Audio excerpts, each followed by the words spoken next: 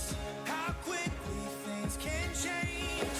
My cure came in a moment, injecting me with all your heart medicine. There's nothing better than unity next to me. Your heart medicine, there's nothing better than you. Your love is like heart medicine. There's nothing better than your ecstasy laying next to me. Your heart medicine, there's nothing better than you.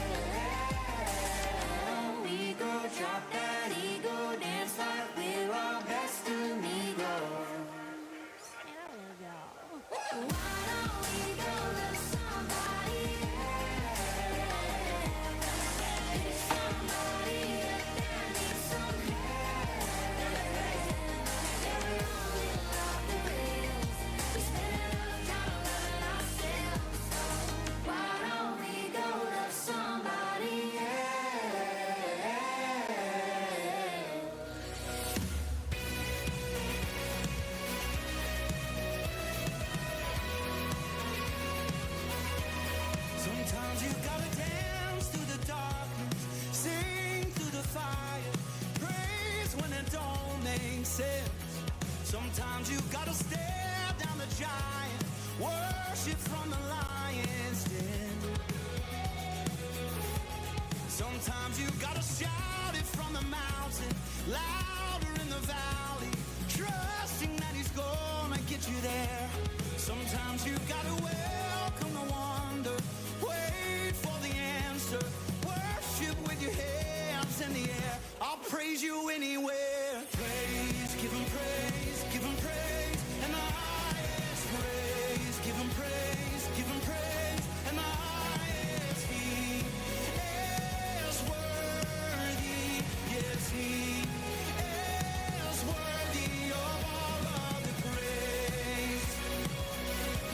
Sometimes you gotta praise in the prison, cry out to heaven, shout it to the door swing wide.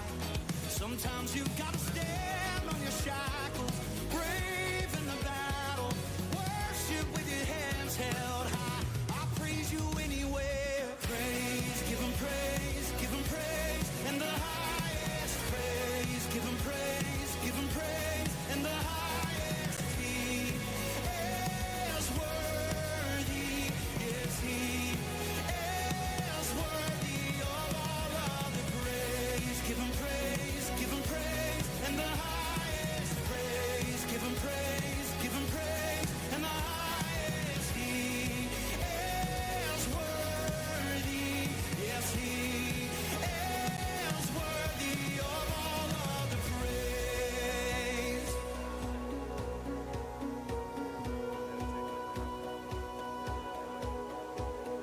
Faithful all my life, blessings day and night, countless reasons why I'll praise you anywhere. Every promise kept, goodness every step, each and every breath, I'll praise you anywhere. Faithful all my life, blessings day and night, countless reasons why I'll praise you anywhere. Every promise kept, goodness every step, each and every breath, I'll praise you anywhere. Praise, give him praise, and the highest praise. Give him praise, and the highest. He is worthy, yes, he is worthy of all of the praise.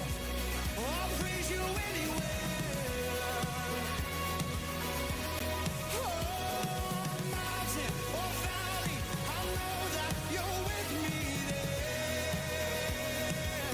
I'll praise you anywhere.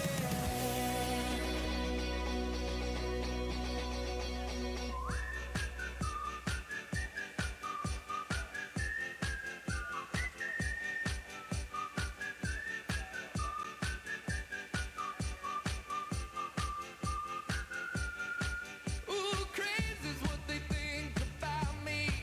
Ain't gonna stop 'cause they tell me so. 'Cause 99 miles per hour, baby, is how fast that I like to go. Can't keep up with my rhythm though. They keep trying, too quick for the lines they throw.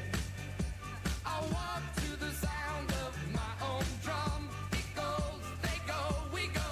Hey, yeah, yeah, yeah. Oh, here we go. Feel it in my soul. Really need it so good. Gotta beat it.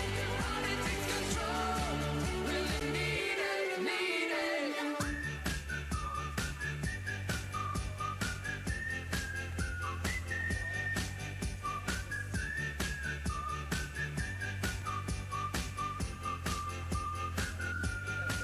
I wake up to the city of angels to see my name headline the coast. They say I'm a walking dreamer, baby. If I stopped, it would make the show. Can't keep up with my rhythm though. They keep trying, too quick for the lines they throw. I walk to the sound of my own drum. It goes, they go, we go. Hey, yeah, yeah, yeah. Oh, here we go. Feel it in my soul.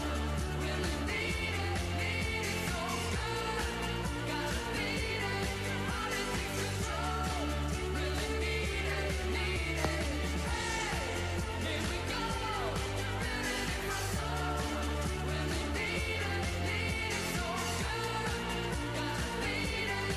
Body takes control. Really need it, need it.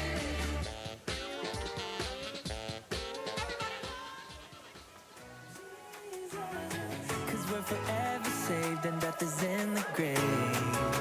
Oh yeah, come on and praise the name, somebody praise the name, Jesus. 'Cause we're forever saved and death is in the grave.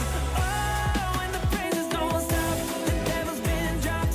I got some good news coming straight from the top. You saved me from the fire, lifted me higher. I'm feeling so good, gotta sing it with the choir. The king is alive.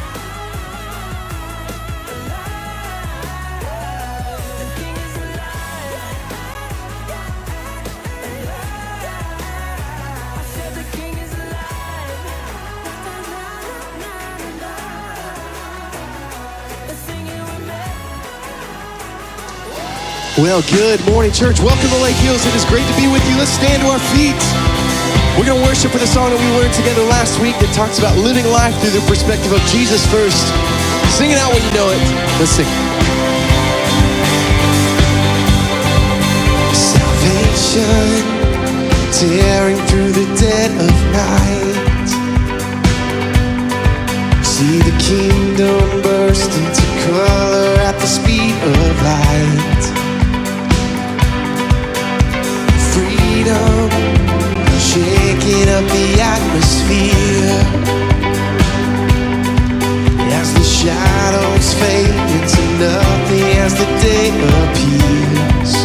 Come on, beyond the skies, beyond the skies above, love reaching out for us, the everlasting one, Jesus our God.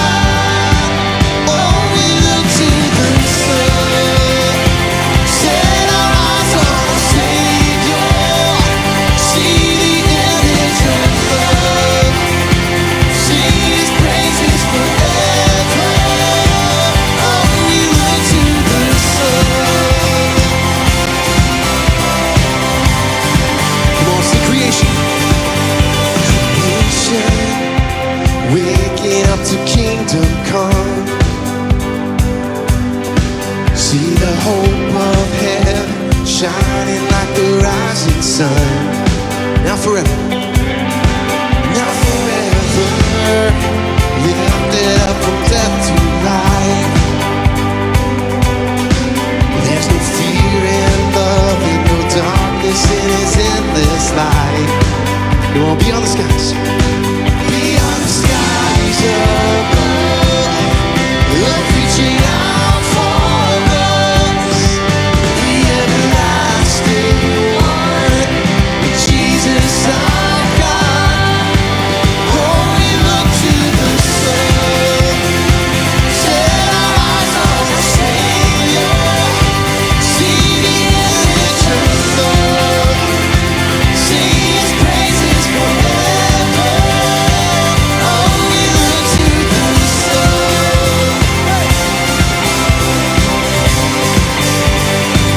Oh, we look to the sun.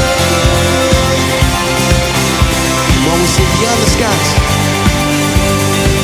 beyond the skies above, love reaching out for us, the everlasting one, Jesus our God. Come on, sing it again. Beyond the skies above, love reaching out for us, the everlasting one, Jesus our God. Oh, we look to the sun. Come on, hands together. Oh, we look to the sun.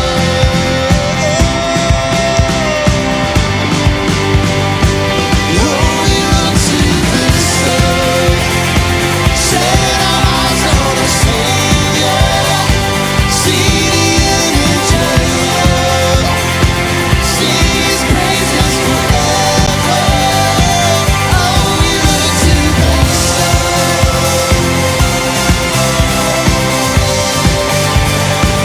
Oh, we look to the sun.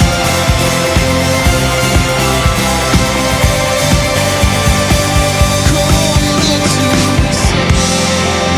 Come on, let's thank Him for the fact that He holds all that we need this morning. Come on. Amen. We are so happy y'all are here to worship with us this morning. Let's continue to focus our hearts and our minds on praise and gratitude. They say this mountain, let's sing. They say this mountain can't be moved. They say these chains will never break.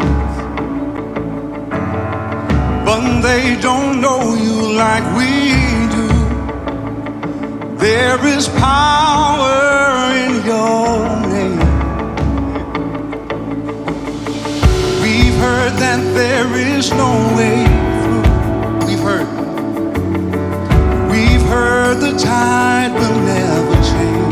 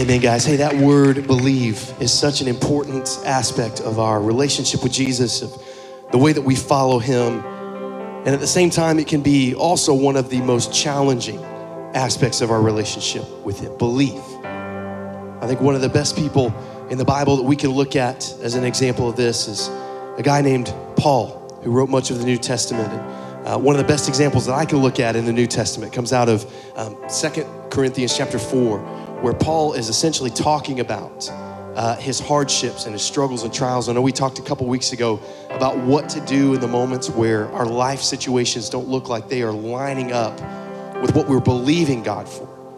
And yet as we look at Paul and what he is saying in this chapter, he's walking through his life circumstances. He's talking to the Corinthians about how he is pressed on every side, surrounded by his enemies. He's talking about how himself and many of the other church leaders are being persecuted because of their belief in Jesus. Some of them even being killed for their belief in Jesus. And yet, he says, even in the midst of that, my belief is full and strong, really because of a couple things. One, because of the truth of who Jesus is. He had his belief anchored in the fact that Jesus is who he says he is, that he's gonna do what he says he's gonna do. And then the other thing is a perspective shift that Paul encourages of us. As he ends the chapter, he talks to us about, and the Corinthians about, not fixing our eyes on what is seen, the troubles that we encounter in this life, or even the triumphs of this life, because he said, what is seen is temporary, and yet what the unseen is eternal. And what he's talking about in this moment, the eternal perspective that he has, is talking about the sovereignty of Jesus, the fact that he is in control of all things, that his plans and his ways are higher, they're greater. And when we understand this, this is what we worship out of. We are releasing control of ourselves and our surroundings and our circumstances. We are fixing our eyes on Jesus and many of the things that are unseen. This is faith. And this morning, as we continue to worship, I wanted to encourage us to worship out of that today. The faith in the unseen. As we look to Jesus, knowing that he is in control, that there is nothing that can overcome him in this life. Let's worship him out of that together today. Let's sing this morning.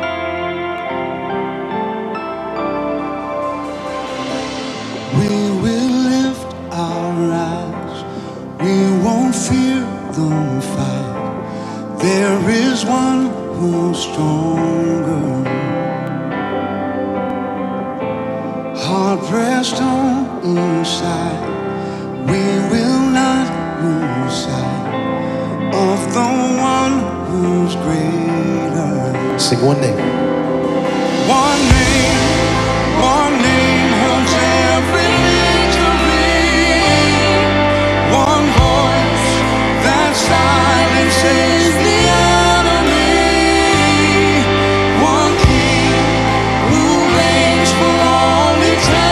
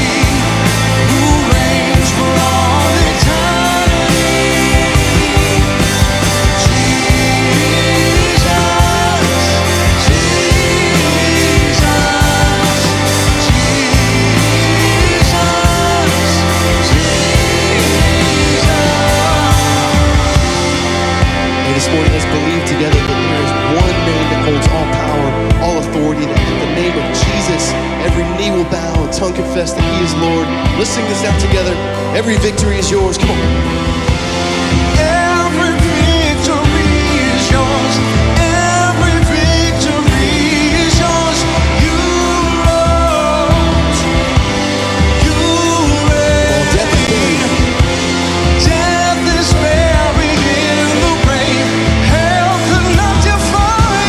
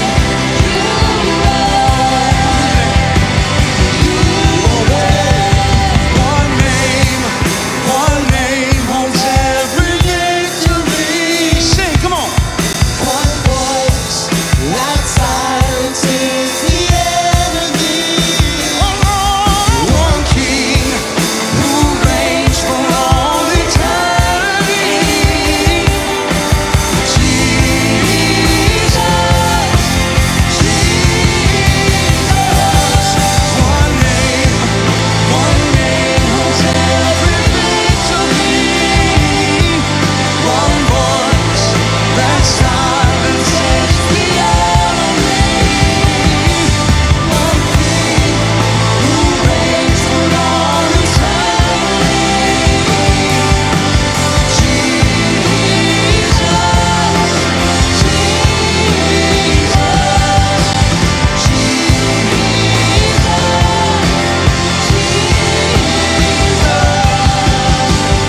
Jesus, we thank you that your name is above every other name. We worship you today for who you are. It's in your name that we pray. Amen. Amen, guys. Thanks for joining with us. You can take a seat.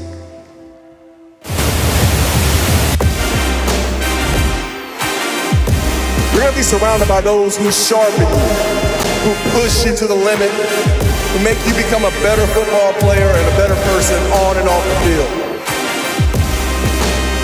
Success does not come easy. Today's honoree, number 28, Darren Woodson. That gets me fired up. Good morning. My name is Mike Ward, and we're excited that you're here with us today. As we've been telling you all summer, it's been busy around here, and we're not slowing down. Next Sunday, July 30th, Darren Woodson, 3-time Super Bowl champion, telling us his story about as a kid, the challenges, the opportunities, his drive, determination, and faith that drove him to what he has accomplished. So here's the deal.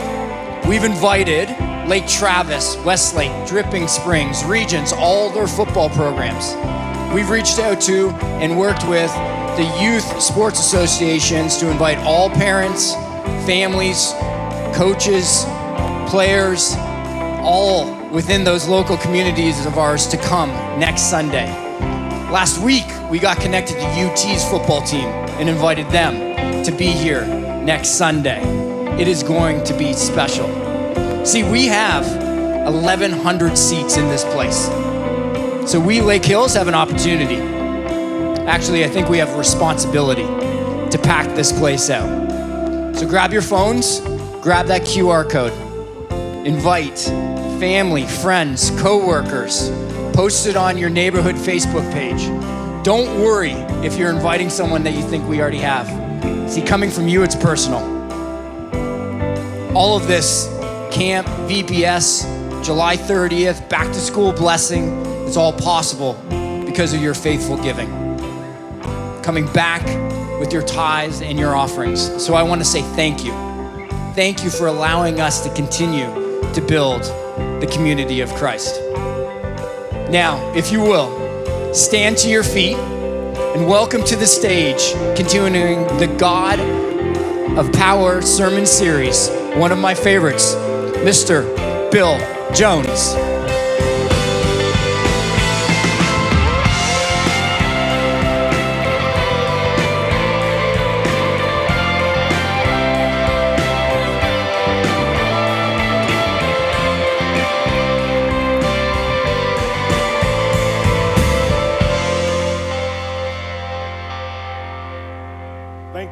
Thank you. Let me first of all say, and I always say this, but I want to say it because I don't ever want it taken for granted.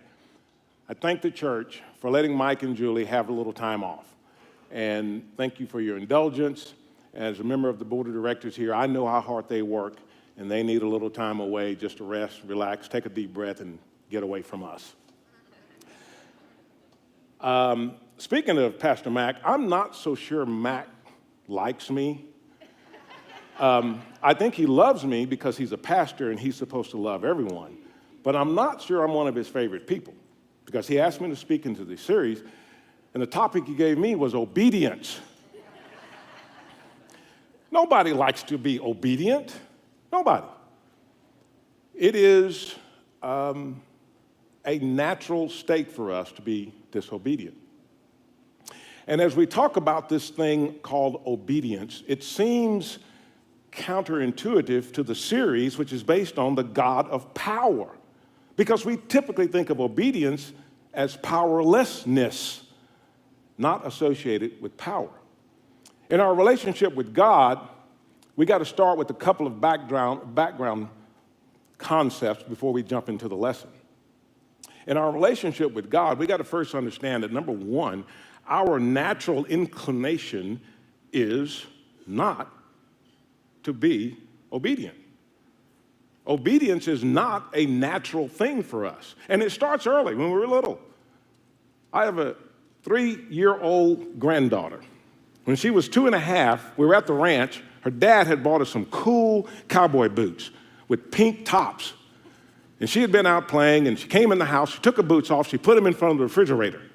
Now, at the time, I was barbecuing, and I was in and out of the house, in and out of the refrigerator.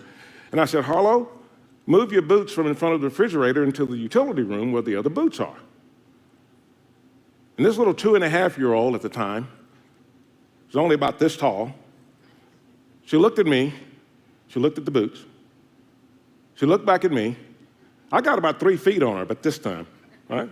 I got about 170 pounds on her. I got way more money. I got investments, I got houses, I got cars and trucks. I got stuff. I'm older than she is by decades. And this little 2.5-year-old looked at me and looked at the boots, looked at me and looked at the boots, and looked at the refrigerator. And she goes, just walk around them.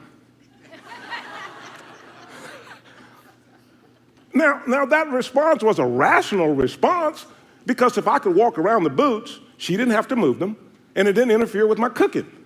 It was rational, coming from a 2.5-year-old. But it was disobedient. I know her dad because I raised him. And I know her mom because he married her. And I know they're not raising her to be disobedient.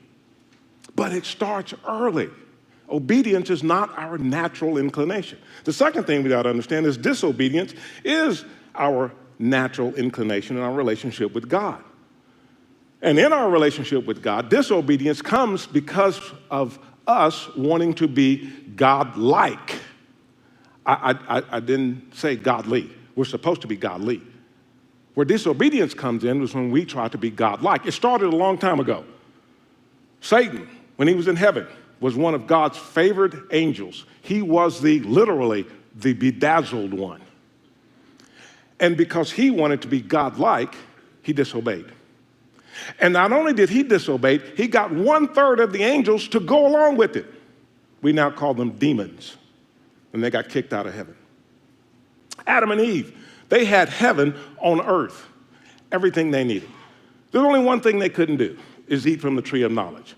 And guess who showed up and said, you need to be like him. If you eat that fruit, you'll be God-like. There's an author by the name of Yuval Noah Harari. He wrote a book called Sapiens. He is a Jewish professor at the Hebrew University in Jerusalem. In the book Sapiens, he tracks our history, our anthropological history of humanity from time past to the present. And he explains why we are and what human nature is and how we are what we are in Sapiens. It's a good read. I don't agree with everything he's written in it, but it's a good read. But then he followed that book with a book called Homo Deus. Homo Deus. And he talks about our anthropological future. That is where we're going as mankind. And in the book, the entire premise of the book is, by virtue of its title, Man, God, we are trying to become more God-like. With medication, with technology, with chips we put in our body to monitor our insulin, with chips put in our body to monitor our blood flow, our white blood cell count, our red blood cell count, all of these things we can do by just hitting the button on our computer or our iPhone, and we can keep track of our body. We can get ahead of diseases and use DNA, genealogy stuff to figure out how we can carve out diseases. The point being to live forever. To be God-like. So ultimately, in our relationship with God, the idea behind obedience and the problem that comes with obedience is control and power. Control and power. We want to be in charge of that. When the doctor gives us orders for our health and tells us, you need to lose 5, 10, 15 pounds. You need to eat more vegetables, more fruit, less meat. When you do eat meat, eat less red meat and more fish. And what do? We do what we want, don't we? Yeah. We disobey even when the instructions are to help us because of power, and control. So when we obey, we have to choose to obey. It is not a natural development for us. It's just not. Our study today will talk about and help us understand why and how we choose to obey. And it shows us how God turns something that we think initially is powerlessness into something that is awesome and powerful. And we're going to talk about how God's power is enduring. It's not just for the moment or just for now. We're going to study Psalms and the song on the road to ascent as we've been studying all summer. And these songs are not top 40 hits. These are not genres like reggae or country and western or blues or soul. It's not like that. These songs are more like songs that we sing for our school fight song. These are songs that are sung for remembrance of something that happened that we all want to remember and all join in to sing together. And when your school sings a fight song, whether it's your high school or whether it's your college, everybody stands and they sing the song with gusto. And especially in football, after you make a touchdown, everybody stands and man, they're singing that fight song with gusto. That's what these songs are like because they're trying to remember what God has done for them in the past and hopefully influence what they do into the future. So we're going to study this song and we're going to get to 3 steps to obedience. First step is humility. Second step is obedience. And the third leads to the power of God. First step, humility. Let's look at Psalm 131, verses 1 and 2. Humility. My heart is not proud. Lord, my eyes are not haughty. I do not concern myself with great matters or things too wonderful for me. But I have calmed and quieted myself. I am like a weaned child with its mother. Like a weaned child, I am content. There's 4 things that we talk about here. In order to get to humility, you got to go through these 4 things. First, you got to get through pride. My heart is not prideful. This is where the trouble starts for many. Because pride is essentially saying, I got this. Whatever it is you're facing, I got this. I have enough, and you'll have to fill in this blank because it's different for everybody. All right? I have enough money to take care of this.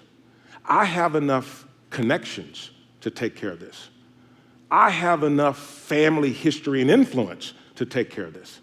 I have enough athletic ability to do what I want. I have enough smarts. I have enough investments. I have enough real estate. I have enough fill in the blank of whatever it is you think you have. That I don't need God. That's pride. The second is arrogance. It says, my eyes are not haughty. Haughty. Meaning there is some other explanation for God's creation or for outcomes. Test scores, contracts that you won, windfalls from investments, skill set, athletic ability. Arrogance. I had a nephew that came to the ranch. He wanted to shoot, so I gave him a .22 rifle to shoot. Put a target up. He took the .22 rifle, and he went bam, and he went bam, and he went bam, and he hit the center of the target every time. And he looked at me, and he goes, am I this good, or is this just easy? Arrogance.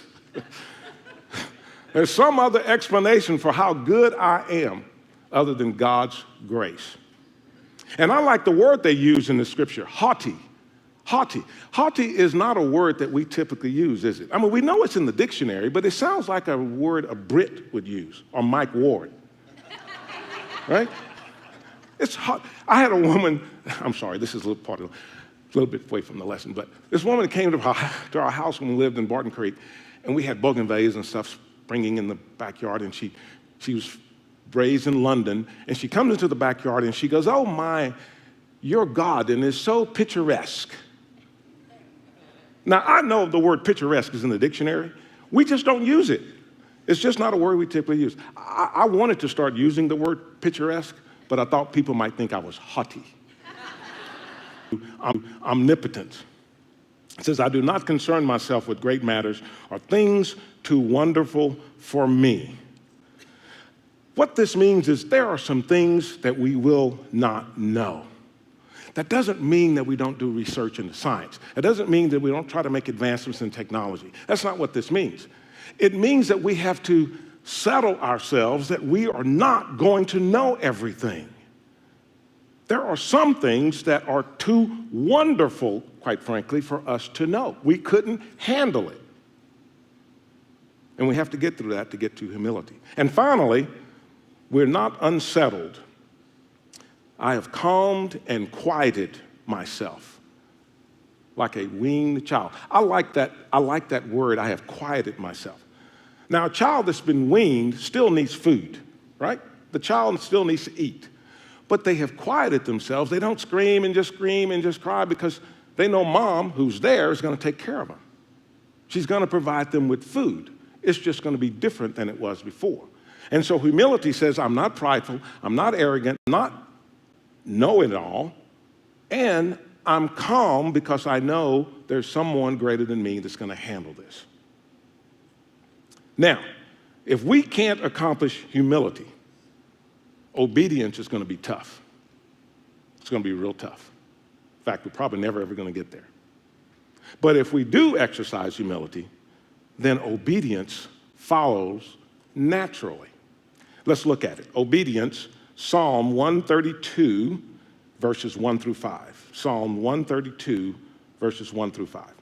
Lord, remember David and all his self-denial. What is that? That's humility.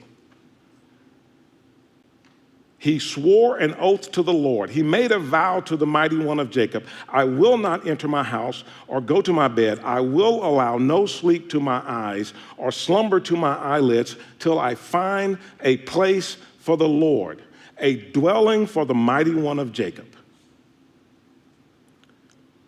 Now, first of all, we got to do three things when it comes to obedience. One, we've got to submit control. Submit control. That means deny yourself. That's why it started out with this verse with David and all of his self-denial. You see, self-denial is doing something else other than what you would rather do. And what they're talking about here is David, if you read the rest of the psalm, said, I am not going to rest until we go get the Ark of the Covenant. The song recounts the story of the Ark being taken away from the nation of Israel by the Philistines. Didn't work out so great for the Philistines, so they kind of abandoned the Ark. But the Ark had never been brought back to its proper place. And David said, I have got to go get that Ark and bring it in near, bring it back to where it belongs in its holy place. Now, I'm going to give you a little quick examination here. What was in the Ark? Does anybody know there are three things that were inside of the Ark of the Covenant? Anybody know what they were? Wait, what was that? 10 Commandments. That's correct. 10 Commandments written on the stone that God had written himself in the Ark. Anybody know what the other two things were? Manna. Manna from heaven when they were leaving Egypt and they were wandering in the wilderness. They had no food to eat. God provided manna from heaven. They put some of that manna inside of a golden jar, closed it, and put it in the Ark. Why? To remember God's blessing because they were being obedient to the 10 Commandments that were also in the Ark. Anybody know what the third thing was? Aaron's staff. There's somebody who's done some Bible study. A lot of people don't know about Aaron's staff. That was the staff that all of the leaders of the tribes put in there, and then when they opened it the next day to see which one did anything, Aaron's was the only one that had sprouted almonds. And so Aaron was announced as the leader. He was the head of the Levites. So the Ark was special to them because it showed the presence and power of God.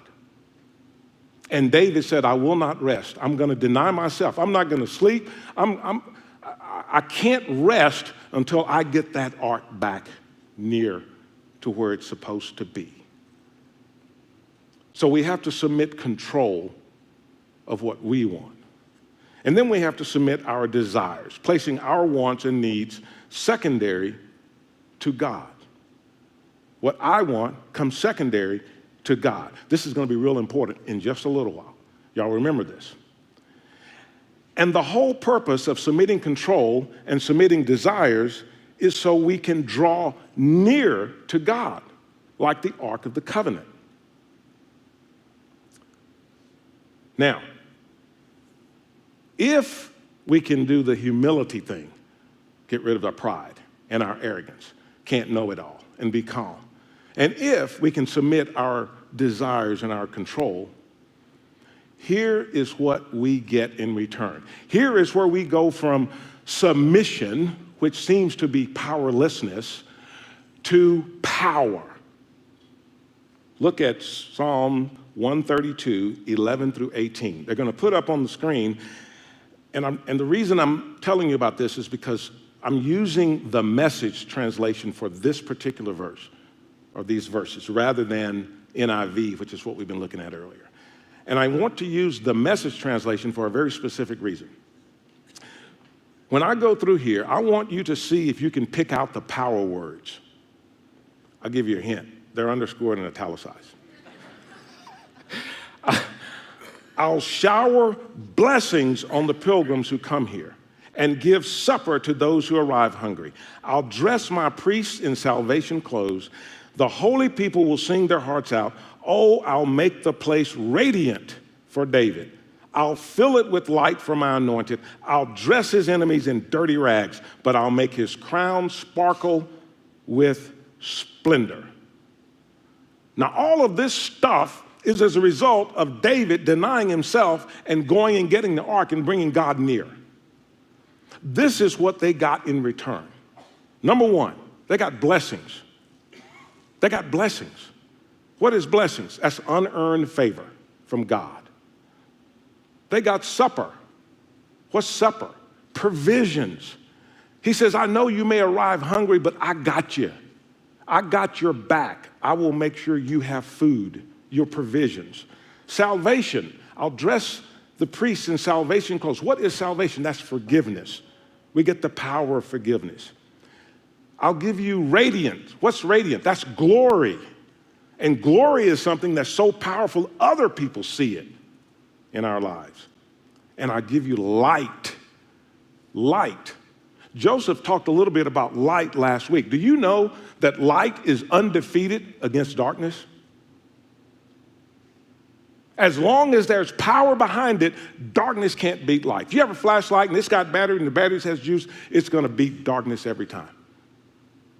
If your home, as long as the power generation plant is putting out power, the lights are going to come on and it will beat darkness every time. If you have a generator hooked up to your house and as long as there's gasoline in that generator and it's cranking out, it's going to beat darkness every time. So that's the kind of power you get. And finally, you get sparkle and splendor. Now, who doesn't like sparkle and splendor? Huh? Hey, but there are some words in there that are powerless words. There's only two of them. I underlined them, but I didn't have them bold. The powerless words were, I'll dress his enemies in dirty rags. Dirty rags. I'll give them nothing. I give them nothing. Oh, they may look like they have something. They may look like they have the mansion on the hill. They may look like they're driving the coolest car. They may look like they got the best jobs. They may look like they're the most athletic. But I give them dirty rags because of disobedience. Now let's look at how power has been demonstrated in the life of someone that we all know when we worship and honor, at least at this church. Look at Philippians chapter 2, verses 8 through 11. A familiar story, but I want you to see the story in the context of what we're talking about today, humility and obedience. Philippians chapter 2, verses 8 through 11. And being found in appearance as a man, he humbled himself by becoming obedient to death, even death on a cross. Let's stop there just for a second. if Jesus humbled himself, then that means he did something that he really didn't want to do. Huh? If he humbled himself, according to our definition, that means there was something else that he desired that he put secondary to obedience. Does anybody remember his prayer in the evening and the night of his arrest in the Garden of Gethsemane? If it is your will, remove this cup from me. You remember that? What was the cup that was coming? Torture, death, separation from God. He goes, I don't want to do this. But he humbled himself. He put his desires second, even to death. And not just death, the most horrific death that you could experience at that time, which was death on the cross. But let's see what happens next. Therefore, God exalted him to the highest place and gave him the name that is above every name, that at the name of Jesus every knee should bow in heaven and on earth and under the earth, and every tongue acknowledge that Jesus Christ is Lord, to the glory of God the Father. So he went from death on a cross, powerlessness, to exalting him to the highest place. There is no place higher than what God put him. And that his name is above every name. Yeah, but aren't there some other names out there that say they are whatever? Yeah, there are. And his name is above all of them. And either this is the truth or the biggest lie ever told. Oh, then he said, every knee shall bow. Not just the knees in this congregation. Not just the knees in congregations and churches across America and the world right now.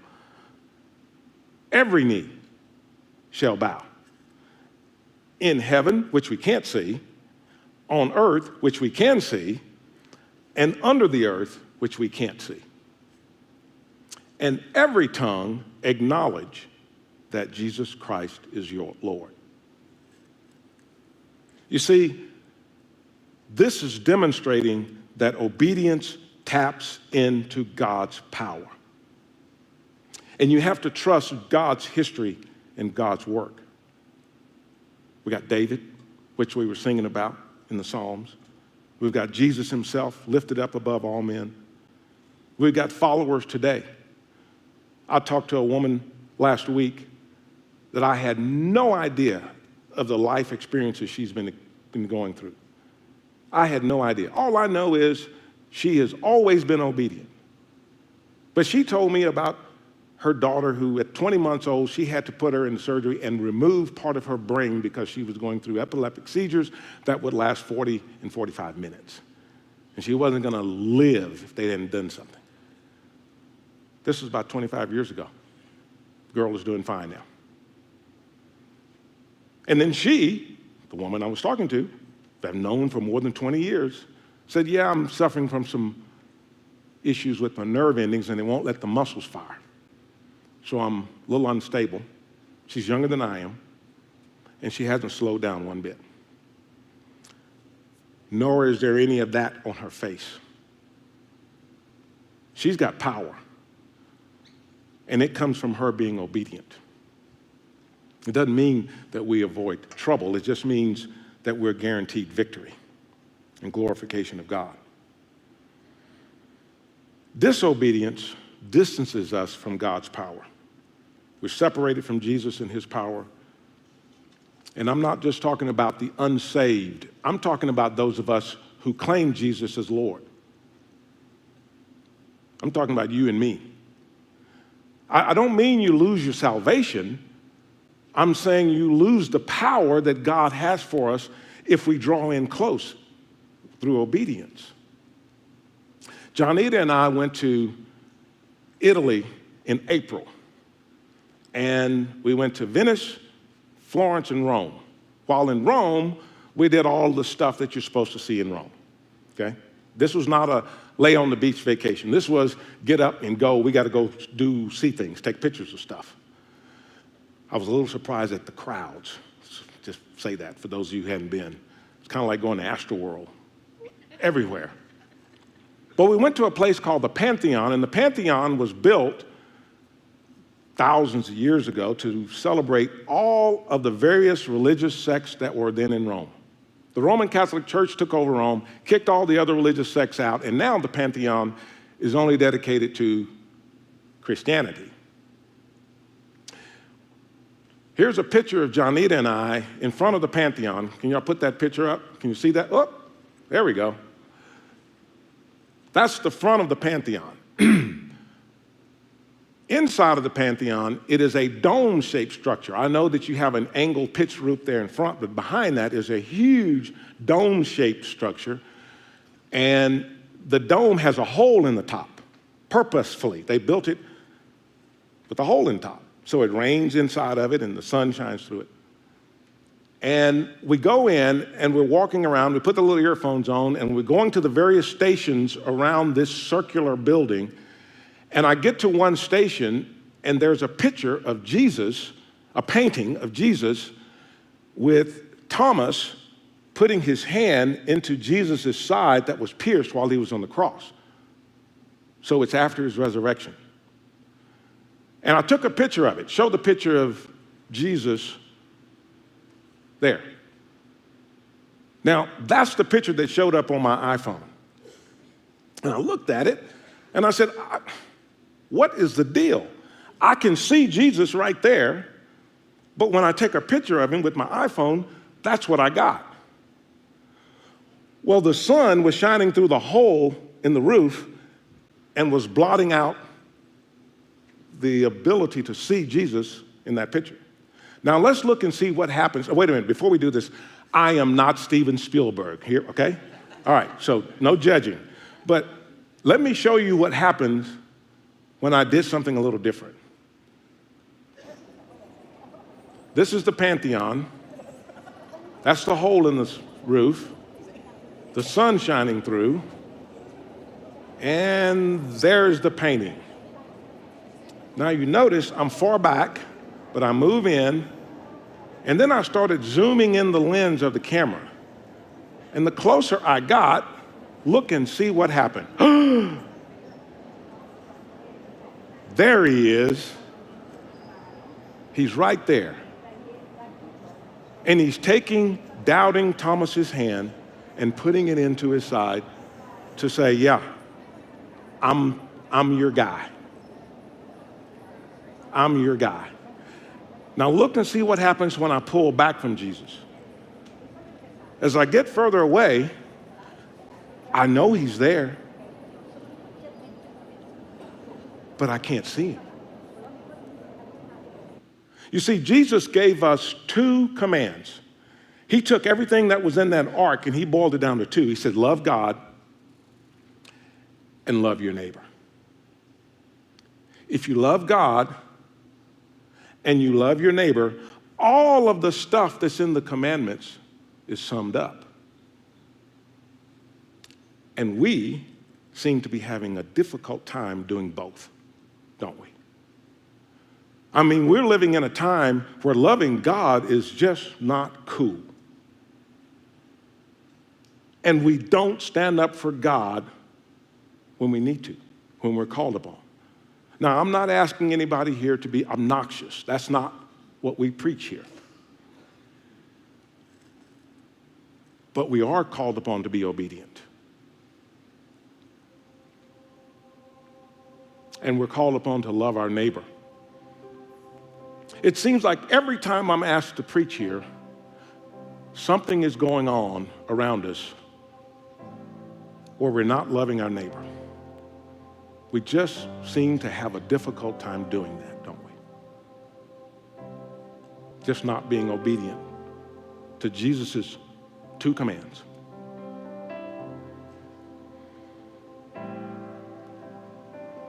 At this church, we're called upon to do that. Look, you don't have to like your neighbor. You don't have to agree with your neighbor. You don't have to be in the same political party as your neighbor. You don't even have to look like your neighbor. And sometimes we don't want to love them. But then we have to put our wants and desires aside, don't we? And be obedient. A little humility, a little obedience. And what might happen?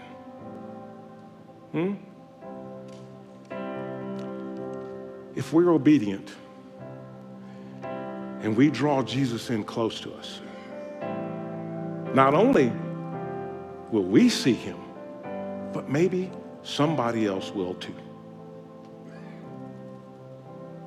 Let's end with a word of prayer.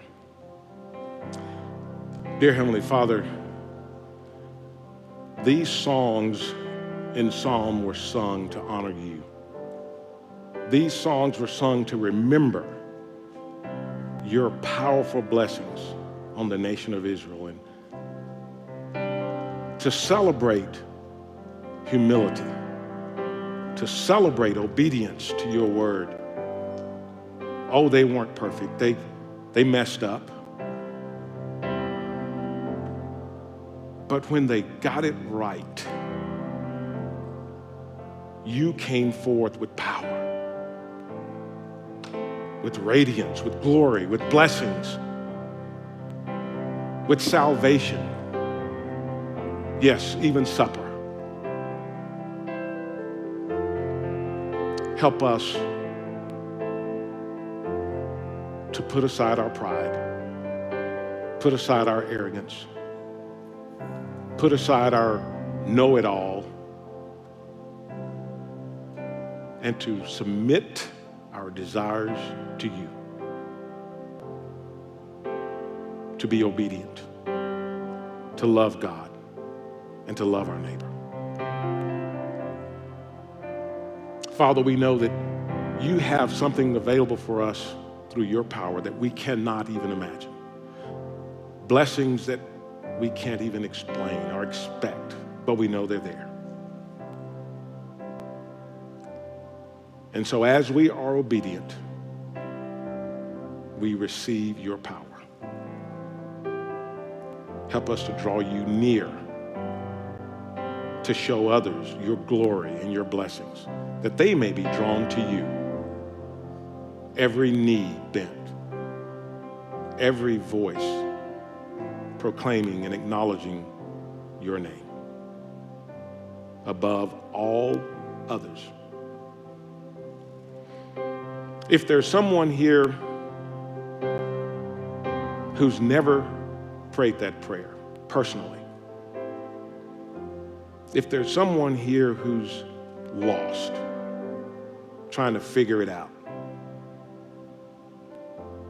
we'd like to take this time to offer you salvation and a chance to join a body of believers. Perfect? No, we're not perfect. Do we mess up? Yeah, occasionally we do. But we are seeking to draw in near. Join us. And if that's you, we have something that we do here with every head bowed, every eyes closed. We ask you to make a physical manifestation of that decision. Very quietly.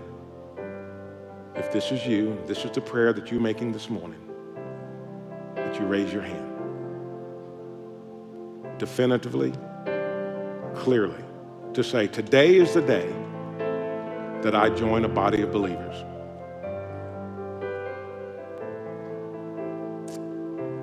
And if you have your hand raised, after we're finished, there's people waiting to reach out, not to harass you, but to have a conversation with you in the blue tent outside of the church, to welcome you into a body of believers. And as you put your hand down, there's something we do here. We put our hands together to celebrate it.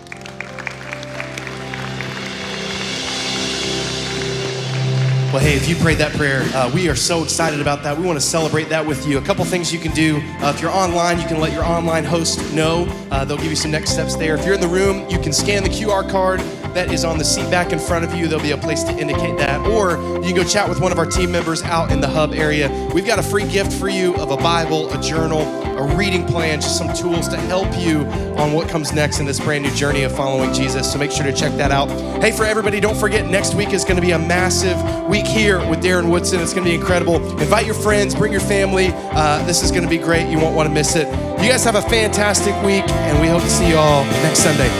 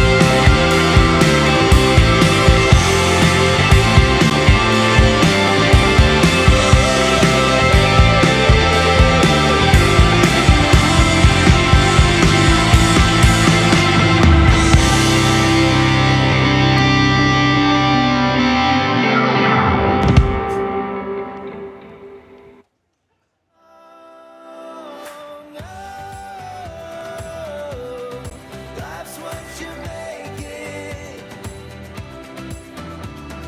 Oh, it's yours for the taking. Go and write your own song. All the world will sing along. And when you find your melody, we'll join in harmony. Oh, life's what you make it.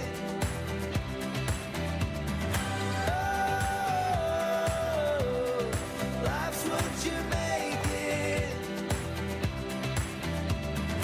Taking all the sunshine, bottle up the rain. Go where the wind blows, let it show the way. Life's what you make it.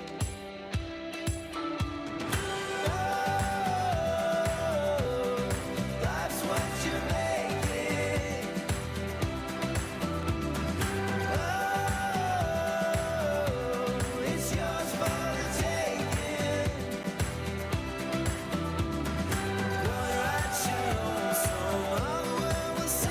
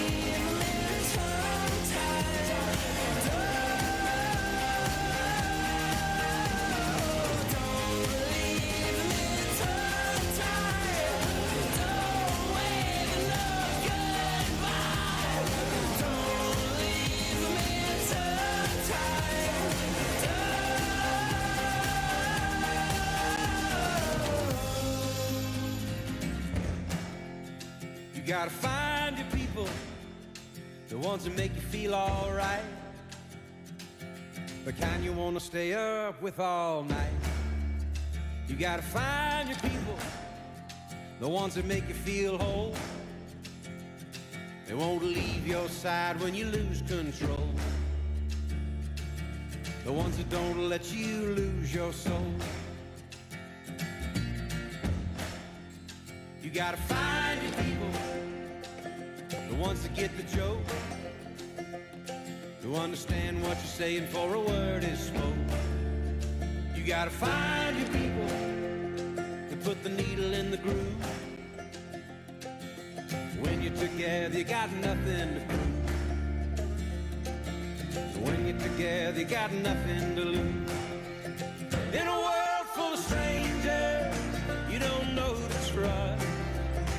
All you see is danger, trying to find what you lost.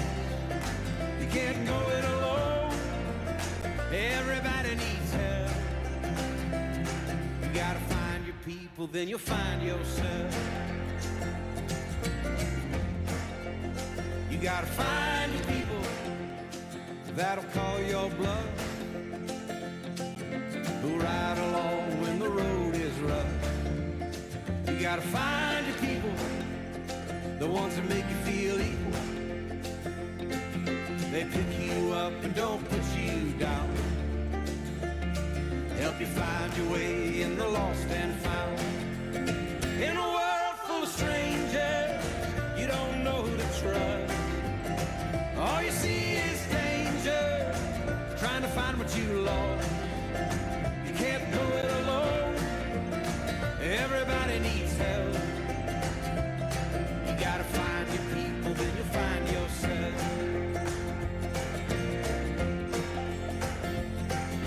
The ones that understand you, the ones that lend a hand to you, the ones that don't demand anything from you.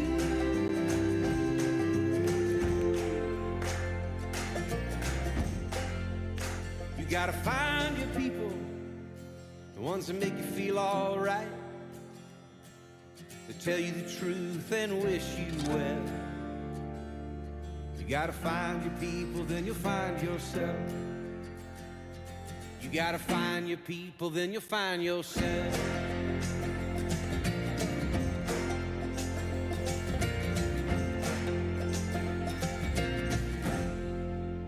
Guilty of running and hiding my face, looking for some cover, finding you.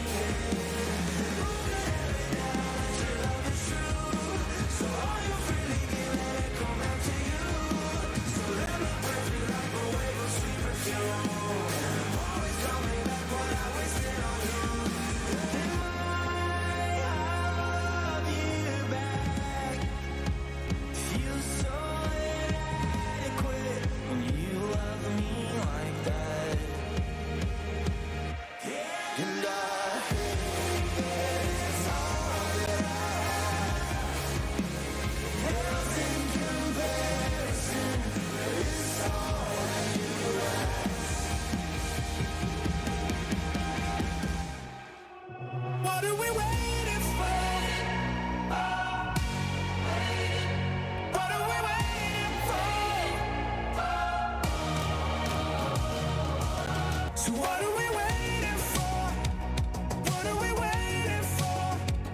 Why are we wasting all the time like someone's making more? What are we praying for? What are we saving for? What if we could be the light that no one could ignore? What are we waiting for?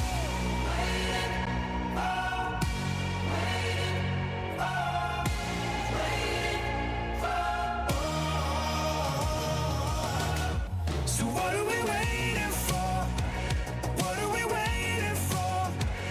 Why are we wasting all the time like someone's making more? What are we praying for?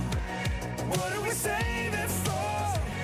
What if we could be the light that no one could ignore? What are we waiting for? What are we waiting for? What are we waiting for? What are we waiting for? Why are we wasting all the time like someone's wasting more? What are we praying for? What are we praying for? What are we saving for? What if we could be the light that no one could ignore? What are we waiting for? What are we waiting for? What are we waiting for? What are we waiting for? What are we waiting for? What are we waiting for? What are we waiting for? What are we waiting for? What are we waiting for? What are we waiting for? What are we waiting? What are we waiting? Tell me what you waiting, what you waiting, what you waiting for? So come and change my focus. I don't notice where you're going near enough. Come and change my focus. Help us know what you've been doing over us.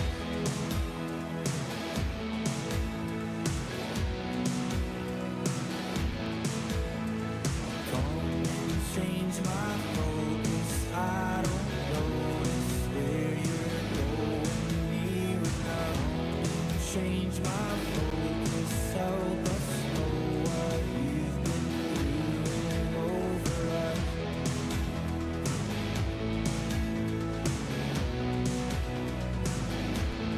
Are you moving like the wind blows through the trees? Maybe all you're asking is just to slow it down and breathe. Yeah, I've been chasing something I can't see, and I keep waiting. All this time you've been here right beside me. So come and change my focus. I don't notice where you're going near enough. Come and change my focus. Help us know what you've been doing over us. Come and change my focus. I don't notice where you're going near enough. Come and change my focus. Help us know what you've been doing over us.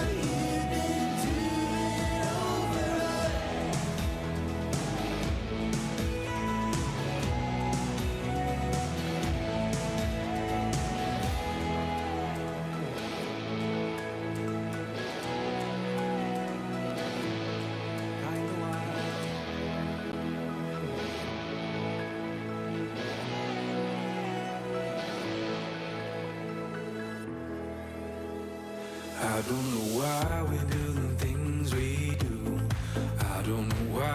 treat the screens like truth. And I don't know why we do the things we do. Guess we're just people trying to be other people. Like a thief in the night, we don't notice what's going inside. Just come on, don't waste your time. It's what they're saying, but the wells run dry. And I don't know why we do the things we do. And I don't know why we treat the screens like truth. And I don't know why we do the things we do. I guess we're just people trying to be other people.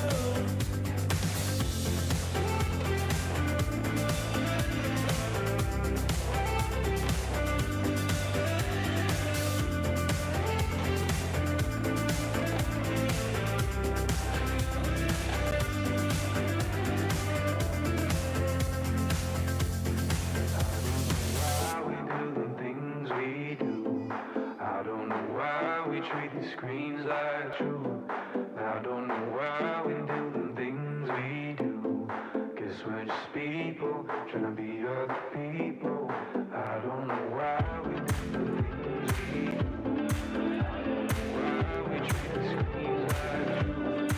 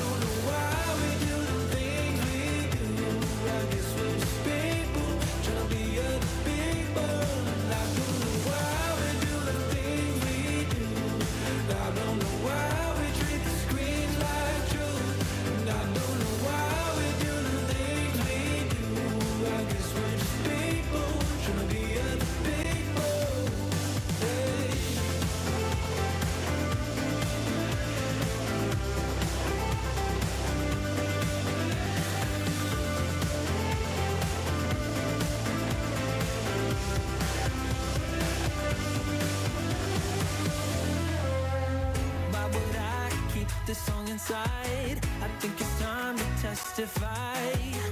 Throwing my hands up to the sky. Jesus is alive, the praises don't stop. The devil's been dropped. Got some good news coming straight from the top. You saved me from the fire, lifted me higher. Feeling so good, gonna sing it with the choir. The King is alive, alive. I said the King is alive.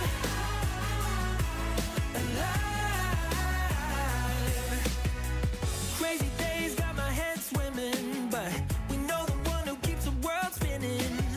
We never lost and we keep winning, 'cause Jesus is still on the throne. Why would I keep this song inside? I think it's time to testify. Throwing my hands up to the sky. Jesus is alive, the praises don't stop. The devil's been dropped. Got some good news coming straight from the top. You saved me from the fire, lifted me higher. Feeling so good, gonna sing it with the choir. The King is alive, alive. Ooh, the King is alive, alive. Come on and praise the name, somebody praise the name. 'Cause we're forever saved and death is in the grave. Oh yeah, come on and praise the name, somebody praise the name. Jesus, 'cause we're forever saved and death is in the grave. Oh, and the praises don't stop, the devil's been dropped. I got some good news coming straight from the top. You saved me from the fire, lifted me higher. I'm feeling so good, gotta sing it with the choir. The King is alive, alive.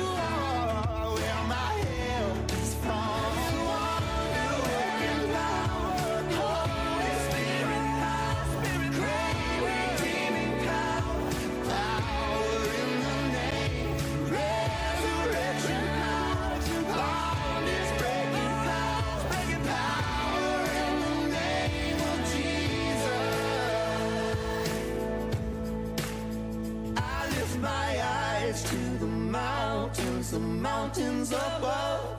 You are where my help is from.